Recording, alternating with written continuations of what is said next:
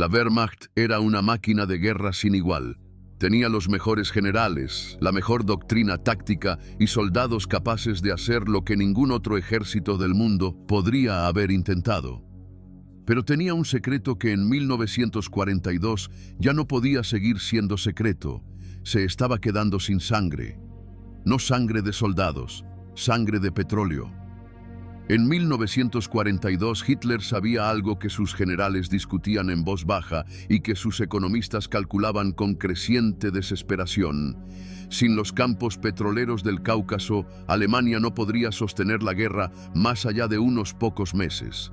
Los tanques se detendrían, los aviones no despegarían, la industria que fabricaba las armas se apagaría como una lámpara sin aceite. Hoy en Beligerante analizamos la operación Edelweiss, la carrera desesperada de la Wehrmacht a través de las montañas del Cáucaso hacia los campos de petróleo de Bakú. El momento en que la Segunda Guerra Mundial dejó de ser una guerra de ideología y conquista territorial para convertirse en algo más primitivo y más urgente, una guerra de supervivencia energética. Porque sin petróleo, el Reich más poderoso de Europa no era un imperio, era un motor apagado. Esta es la historia de por qué esa apuesta falló y por qué, aunque hubiera tenido éxito, probablemente tampoco habría sido suficiente.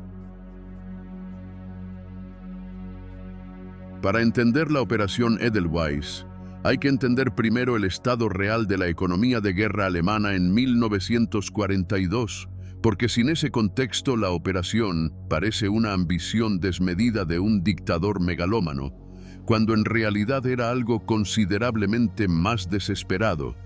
La única salida posible a una trampa que se había ido cerrando desde el primer día de la guerra. El historiador económico Adam Tooze, en su análisis exhaustivo de la economía del Tercer Reich, documentó con una precisión que resulta casi incómoda la brecha entre lo que Alemania necesitaba para sostener su maquinaria de guerra y lo que realmente producía o podía importar. En 1941, Alemania consumía aproximadamente 16 millones de toneladas de petróleo al año entre sus fuerzas armadas y su industria de guerra. Su producción sintética, el resultado de décadas de inversión en tecnología de hidrogenación del carbón, alcanzaba unos 5 millones de toneladas. El resto venía de Rumania, de los stocks capturados en los países ocupados y de las reservas acumuladas antes de la guerra. El problema era que esas fuentes tenían límites que se estaban alcanzando rápidamente. Los campos rumanos de Ploiești producían lo que producían y no más, y ya estaban siendo explotados al máximo de su capacidad. Las reservas capturadas en Francia, Polonia y los países del oeste se habían consumido. Y la campaña de Barbarroja, que según el plan debía resolverse en 8 semanas y que se extendió indefinidamente, había consumido combustible a un ritmo que los planificadores del Estado Mayor habían calculado para una guerra corta y que la realidad de una guerra larga hacía insostenible. Para la primavera de 1942, el alto mando alemán recibía informes sobre el estado de las reservas de combustible que los economistas del Reich describían con un lenguaje que rozaba el pánico burocrático. La Luftwaffe había tenido que recortar sus programas de entrenamiento de pilotos porque no había combustible suficiente para las horas de vuelo necesarias. Las operaciones de submarinos en el Atlántico, que dependían del diésel para sus inmersiones, estaban siendo limitadas en algunos sectores. Y las divisiones Panzer del Frente Oriental reportaban situaciones donde el avance se detenía no por la resistencia enemiga, sino porque los tanques se quedaban literalmente sin combustible antes de que los camiones de suministro pudieran alcanzarlos. El general Friedrich Paulus, que en ese momento no era todavía el símbolo de la derrota de Stalingrado, sino el jefe de operaciones del alto mando alemán, preparó en enero de 1942 una evaluación de las opciones estratégicas para ese año que ponía la cuestión del petróleo en el centro de cualquier decisión posible. La conclusión era simple en su lógica y brutal en sus implicaciones. Si Alemania no capturaba los campos petroleros del Cáucaso en 1942, la guerra estaba perdida desde el punto de vista de los recursos disponibles. No perdida militarmente en el campo de batalla necesariamente, pero sí perdida en el sentido de que la máquina de guerra alemana se iría apagando progresivamente hasta que ya no fuera capaz de sostener operaciones a la escala que requería combatir simultáneamente contra la Unión Soviética, Gran Bretaña y desde diciembre de 1941, los Estados Unidos. Los campos que importaban estaban en el Cáucaso. Maikop, en el extremo occidental de la región, producía aproximadamente 2,5 millones de toneladas al año antes de la guerra. Grozny, más al este, producía cifras similares. Y Bakú, en la orilla occidental del mar Caspio, en lo que hoy es Azerbaiyán, era el Gran Premio, el campo petrolero más productivo de toda la Unión Soviética, responsable de aproximadamente el 70% de la producción total soviética de petróleo en ese periodo.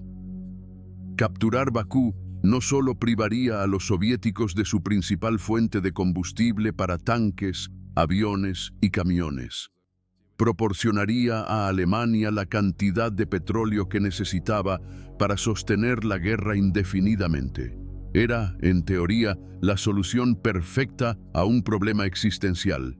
En la práctica, era un objetivo que estaba a más de 1.500 kilómetros de las líneas alemanas de la primavera de 1942, separado del frente por la estepa del sur de Rusia, el río Don, el Kubán y las montañas del Gran Cáucaso, con sus cimas que superaban los 5.000 metros de altitud.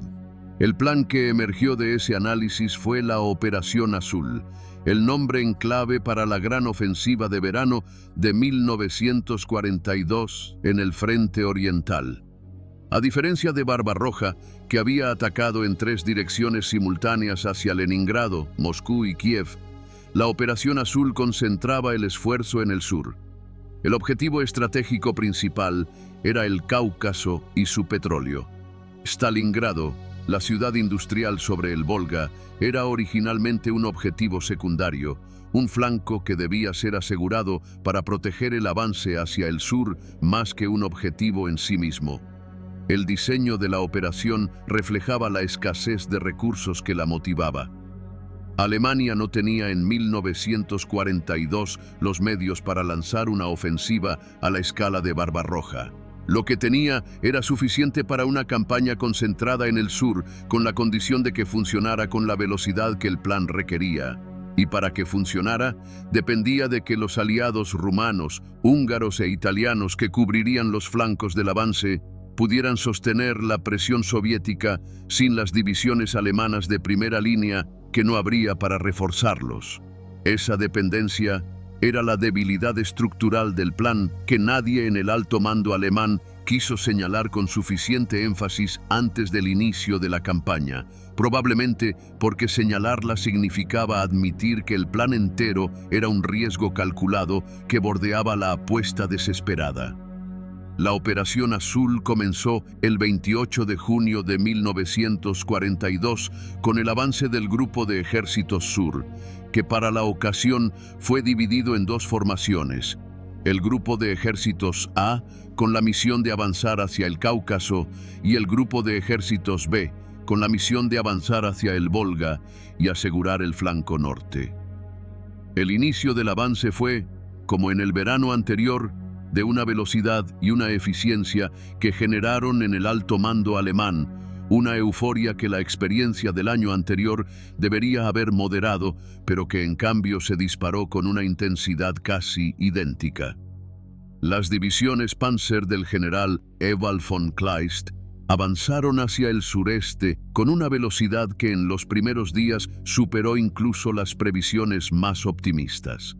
Las unidades soviéticas que se encontraban en el camino no siempre ofrecían la resistencia organizada que el año anterior había desgastado el avance alemán antes de que pudiera alcanzar sus objetivos. En algunos sectores, el Ejército Rojo retrocedía en orden, conservando sus fuerzas para posiciones más favorables. En otros, el avance alemán era tan rápido que las unidades soviéticas quedaban cortadas y tenían que abrirse paso hacia sus propias líneas a través del terreno abierto de la estepa. Para julio, el grupo de ejércitos A había cruzado el Don y avanzaba hacia el Kubán. Las ciudades que los mapas señalaban como objetivos intermedios caían con una regularidad que en Berlín se interpretaba como la confirmación de que la estrategia de 1942 estaba funcionando donde la de 1941 había fallado. Hitler trasladó su cuartel general a Vinnytsia, en Ucrania, para estar más cerca de las operaciones que en su mente se estaban desarrollando exactamente según el plan. Lo que no estaba en el plan y que cambiaría todo fue la decisión de dividir los objetivos de manera que ambos recibieran menos recursos de los que cualquiera de ellos necesitaba para ser alcanzado.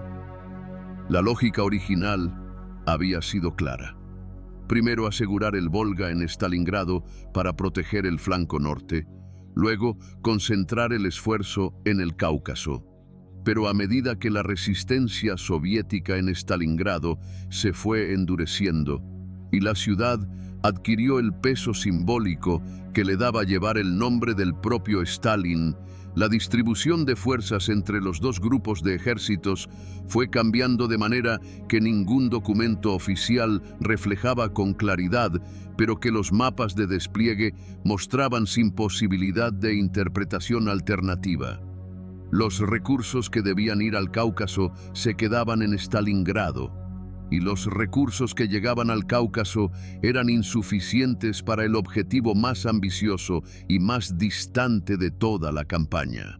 El general Wilhelm List, que comandaba el grupo de ejércitos A con la responsabilidad directa de la operación Edelweiss, recibió en agosto de 1942 órdenes de avanzar simultáneamente en 3 direcciones desde el Cáucaso: hacia el sur, por el corredor entre el Mar Negro y las montañas, hacia el puerto de Batumi en la costa georgiana, hacia el sureste a través de las montañas del Gran Cáucaso, en dirección a Tbilisi y desde allí a Bakú, y hacia el este a lo largo de la costa del Caspio, hacia Bakú por la ruta más directa.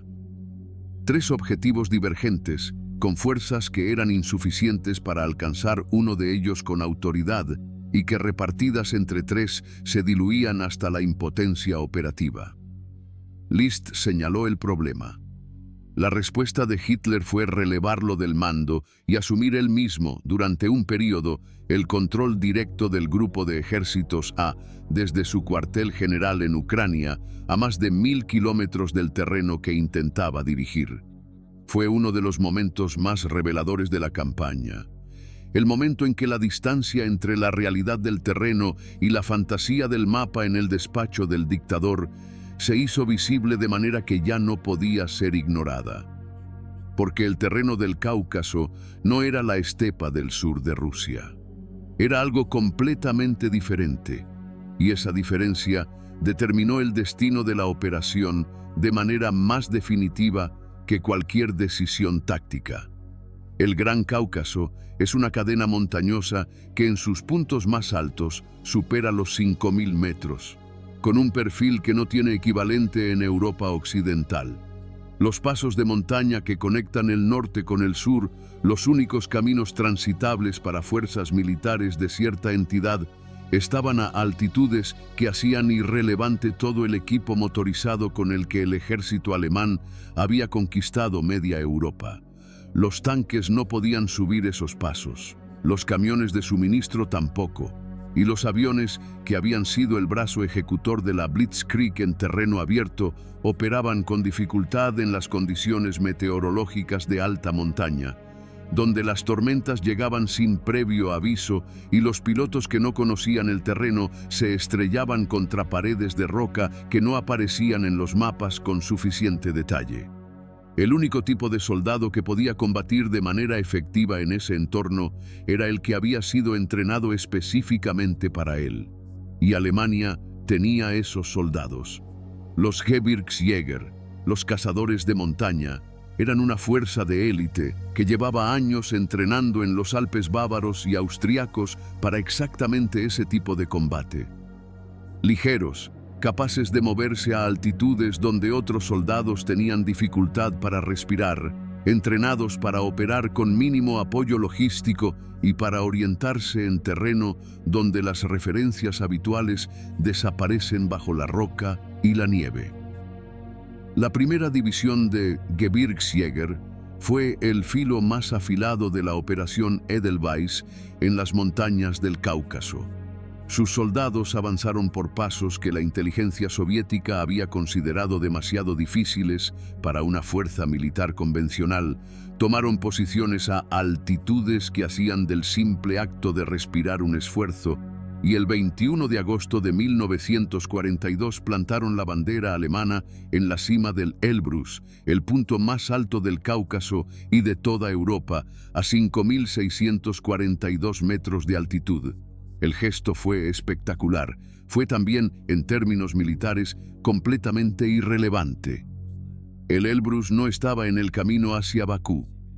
Plantar una bandera en su cima no acercaba a los alemanes ni un metro a los campos petroleros que eran el objetivo real de toda la operación. Y Hitler, cuando recibió la noticia, reaccionó con una furia que sus generales no anticipaban. Había ordenado que las fuerzas se concentraran en los pasos utilizables, no en hazañas alpinistas que consumían energía y recursos sin beneficio operativo.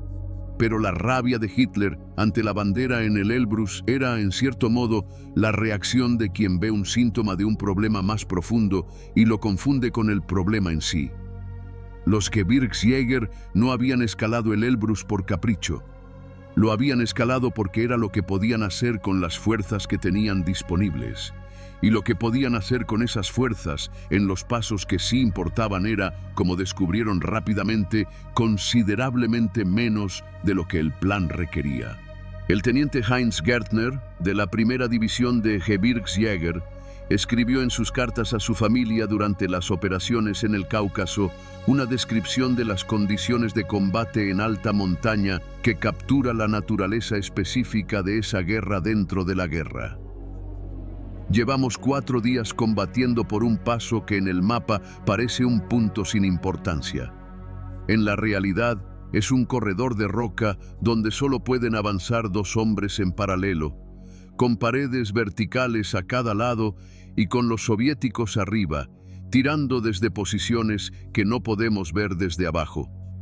Cada metro cuesta más que cualquier cosa que hayamos hecho antes, y cuando llegamos arriba solo encontramos más montaña.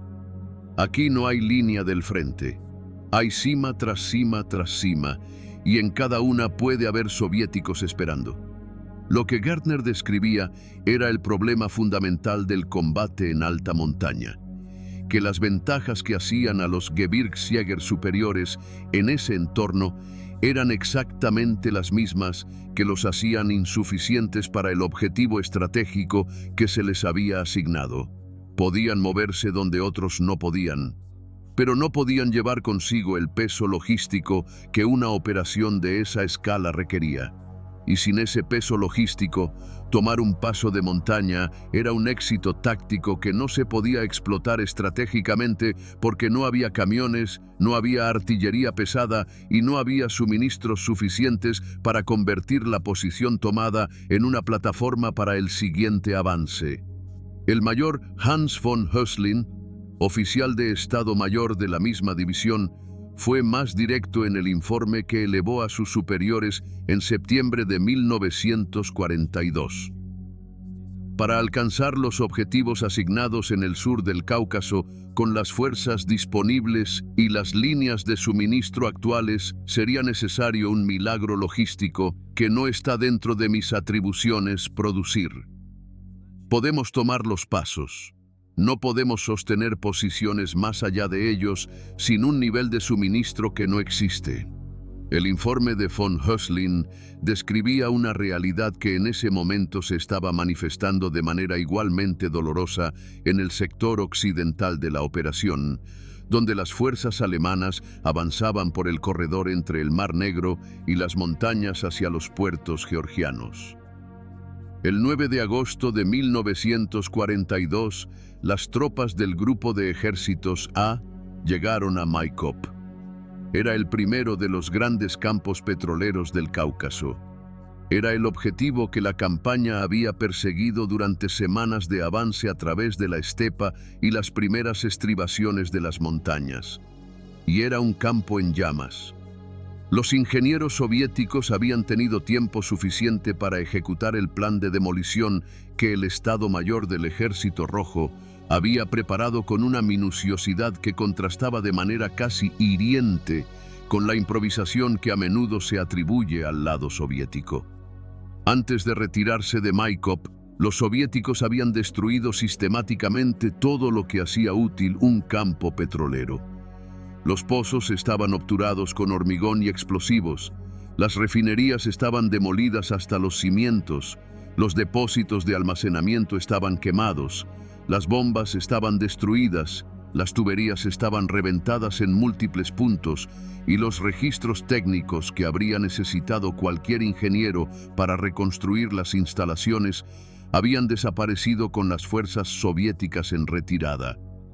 Lo que los alemanes tomaron en Maikop no era un campo petrolero, era el esqueleto de un campo petrolero.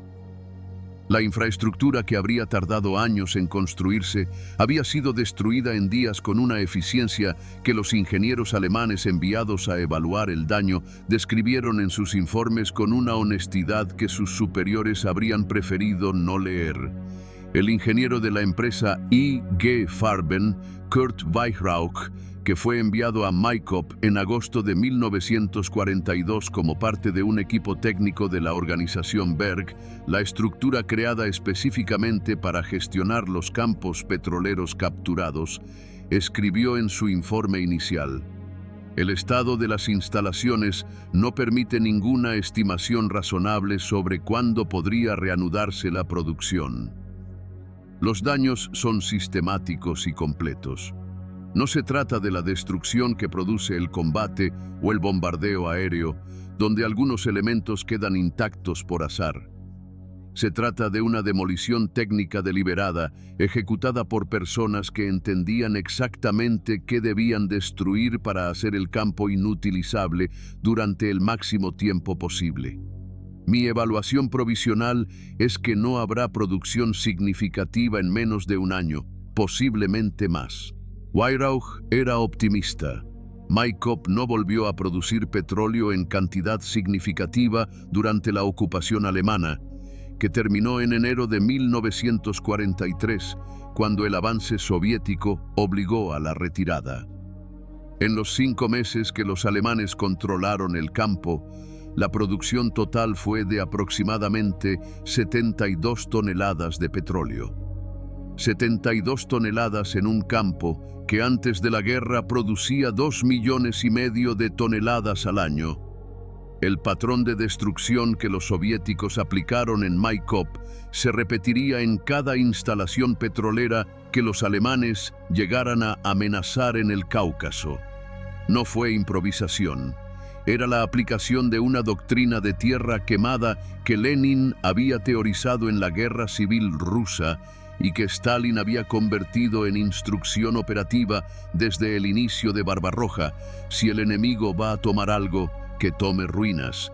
Y los ingenieros soviéticos que ejecutaban esas demoliciones lo hacían con una competencia técnica que los equipos alemanes enviados después a evaluar los daños no podían sino reconocer, aunque reconocerlo significara admitir que el objetivo que había motivado toda la campaña era inalcanzable con los medios disponibles.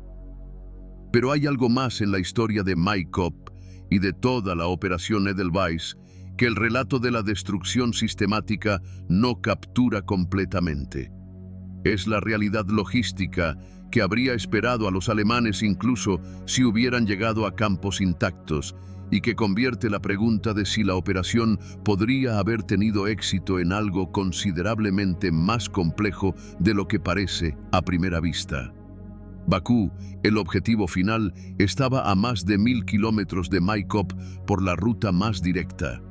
Entre los dos puntos estaban las montañas del Gran Cáucaso, el mar Caspio por el norte y un sistema de infraestructura de transporte que los soviéticos habrían destruido con la misma meticulosidad que habían destruido los campos de Maikop. Los oleoductos que conectaban los campos del Cáucaso con las refinerías y los puntos de distribución hacia el norte y el oeste eran estructuras que tardaban años en construirse y podían destruirse en horas con los explosivos adecuados. La pregunta que los planificadores alemanes nunca respondieron de manera satisfactoria era cómo iban a mover el petróleo de Bakú a Alemania una vez que lo capturaran. Asumiendo que lo capturaran intacto, lo que era en sí mismo una asunción extraordinariamente optimista dado el precedente de Maikop. Los oleoductos existentes iban en la dirección equivocada, hacia los puertos del Caspio y hacia el norte de la Unión Soviética. Construir nuevos oleoductos de Bakú al norte del Cáucaso y de ahí a Alemania requería materiales, ingenieros y tiempo que la situación bélica no proporcionaba. Mover el petróleo por ferrocarril requería una red ferroviaria que conectara Bakú con el Reich, y esa red no existía y no podría construirse en el tiempo que importaba. La conclusión que emerge de ese análisis y que los historiadores que han examinado los documentos de planificación alemanes de 1942 comparten en términos generales es perturbadora en su lógica. La operación Edelweiss no tenía un plan creíble para usar el petróleo que buscaba, aunque lo hubiera encontrado. Tenía un plan para capturar campos. No tenía un plan para convertir esos campos en combustible disponible para los motores alemanes en un plazo que cambiara el curso de la guerra. El coronel Georg von Bonin, uno de los oficiales de Estado Mayor que trabajó en la planificación de la operación, reconoció en una entrevista de posguerra que la cuestión logística del transporte del petróleo capturado nunca tuvo una respuesta satisfactoria en los documentos de planificación que él vio. Sabíamos que necesitábamos el petróleo, sabíamos que estaba allí. El problema de cómo llevarlo desde allí hasta donde lo necesitábamos era una pregunta que los documentos de planificación pasaban con rapidez, como si la respuesta fuera evidente. No era evidente, era el problema principal y estaba sin resolver. Esta es la dimensión de la operación Edelweiss, que el relato de la campaña como aventura militar heroica que casi funciona tiende a oscurecer, que incluso en el escenario más optimista posible, capturando campos intactos, destruyendo la resistencia soviética en las montañas y llegando a Bakú antes de que los soviéticos pudieran ejecutar sus planes de demolición, Alemania no tenía los medios para convertir esa victoria táctica en el recurso estratégico que necesitaba. Habría ganado el campo, pero no el recurso. Habría llegado al petróleo sin poder llevárselo. El avance alemán se detuvo en las estribaciones del Cáucaso a finales del otoño de 1942, no por una derrota en batalla campal, aunque hubo combates costosos en los pasos de montaña y en los valles que llevaban al sur.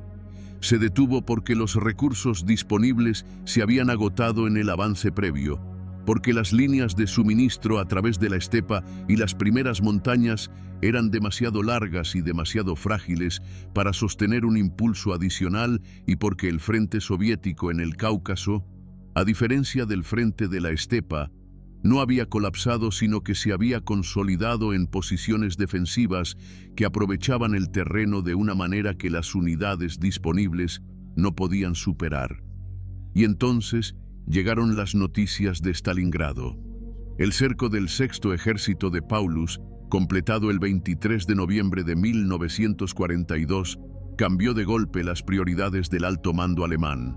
El grupo de ejércitos A, que había avanzado hasta las puertas del Cáucaso, recibió órdenes de prepararse para una retirada que se volvió urgente a medida que las implicaciones del cerco de Stalingrado para todo el flanco sur alemán se hicieron evidentes. Si el frente soviético se rompía completamente al norte, las fuerzas en el Cáucaso podían quedar cortadas de sus líneas de retirada hacia el oeste. La retirada del Cáucaso, ejecutada entre enero y febrero de 1943, fue en términos tácticos una operación relativamente ordenada, especialmente comparada con el colapso del Sexto Ejército en el Volga. El grupo de ejércitos A consiguió retirar la mayor parte de sus fuerzas a través del corredor que quedó abierto hacia el oeste gracias a las maniobras del grupo de ejércitos Don de Manstein. Pero dejó atrás los campos petroleros que había tomado, los equipos técnicos que habían intentado restaurar la producción y cualquier posibilidad de que el objetivo que había motivado toda la campaña fuera alcanzado. Los campos de Maikop fueron recuperados por las fuerzas soviéticas en enero de 1943. Los ingenieros soviéticos comenzaron la reconstrucción inmediatamente y la producción se reanudó a escala significativa antes de que terminara el año.